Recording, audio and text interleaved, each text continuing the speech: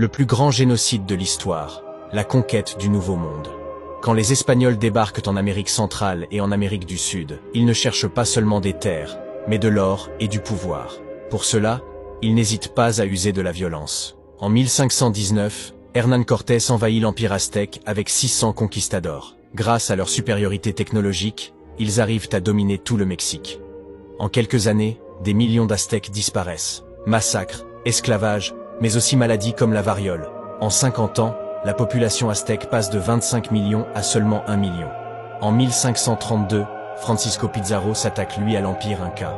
Atahualpa, l'empereur, tente de négocier et offre plus de 6 tonnes d'or et 13 tonnes d'argent en rançon. Mais il est trahi et exécuté. Les Incas, eux aussi, sont anéantis. Avant l'arrivée des Espagnols, ils étaient près de 12 millions. En une génération, ce chiffre est réduit de moitié. Au total, on parle de 90% des populations autochtones exterminées en Amérique centrale et du Sud. Un continent entier dévasté par la soif de conquête et de richesse. Aujourd'hui, il ne reste que quelques ruines et des souvenirs.